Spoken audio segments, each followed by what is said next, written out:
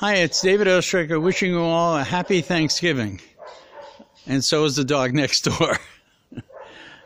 We're in Carmiel. It's overcast. It's been raining today. It's supposed to be raining. Today in America, families sit down to give thanks. To give thanks for all they had. There's the story of the Pilgrims. But maybe most important is the story of Abraham Lincoln declaring this a national holiday. A realization of gratefulness, of joy, and of prayer. It coincides this year with Parsha Vayishlach in the Torah in Genesis, Bereshis. The story, multiple stories are in this Parsha, maybe the most mystical ones anywhere in the Torah. After tricking the trickster, his father-in-law Lavan, Yaakov makes the fateful decision to leave the home of Lavan and to return home. He's a wealthy man at this point, and with a big family, 4 wives, and all his children, the Shvatim, the tribes, are returning home to Eretz Yisrael. It's a fateful time. He knows that his brother has sworn to kill him some 22 years ago when Yaakov took his blessing. He has what to worry about. And so Yaakov, I have neighbors next door who are happy. They're having their own Thanksgiving. And so Yaakov prepares to meet his brother, Esav, the warrior king. He sends him gifts, huge flocks and gifts, with messages of, your brother is coming to greet you. He divides his camp in 2 parts, right? So that if he's attacked, at least half of his camp will survive, right? And he prays, and he fears. He fears that his brother will hurt him.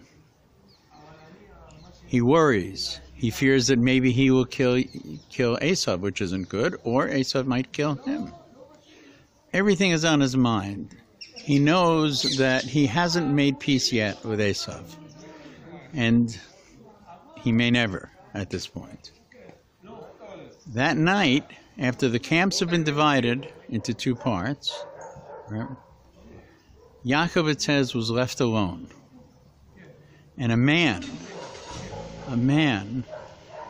comes to wrestle with him. And they wrestle until dawn. And at dawn, the man realizes that he can't beat Yaakov. Right? Yaakov will win. Yaakov forces him to give him a new name. Give Yaakov a new name. It's a name with tremendous meaning that will last to this day. The name is Israel, Yisrael. It means he who struggles with man and God. And so we understand that this entity that he struggled with was in fact God.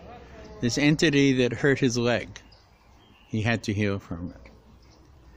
We say it's an angel, but it seems it may have been God himself. Now, whether it was an angel or whether it was God, we understand that Yaakov's physical strength could not possibly defeat this entity, who is divine, unless the rheostat in this entity was reset. You know, in professional wrestling, maybe this was the first professional wrestling match, it's scripted. The outcome is determined ahead of time. But you should know that the activities that go on take a tremendous toll on the participants. When somebody weighing 300 pounds jumps from 7 feet onto somebody weighing 275 pounds, somebody gets hurt. Somebody takes a beating. And so it is with wrestling. And so it was on this night. Yaakov did pay a price.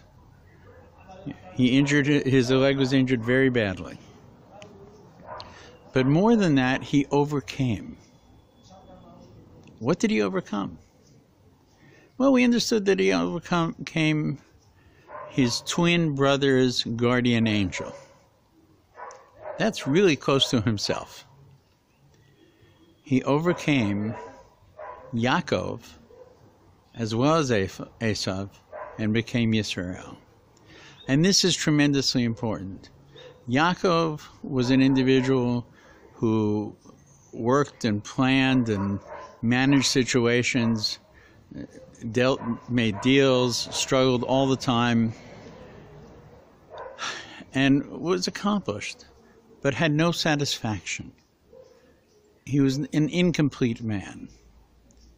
But when he overcame Esav, and perhaps when he overcame Yaakov and became Yisrael, it all changed.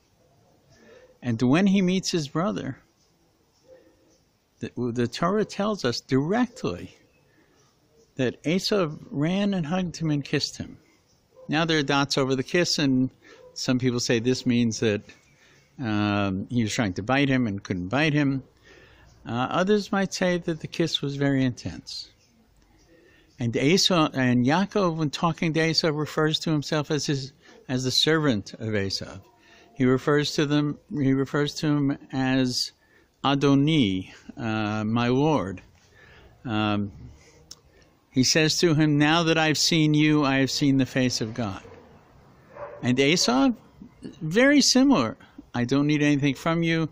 Let me have my guardians protect you on your way home. It's wonderful to have come to see you after all these years. Esav's hot anger seems to have cooled.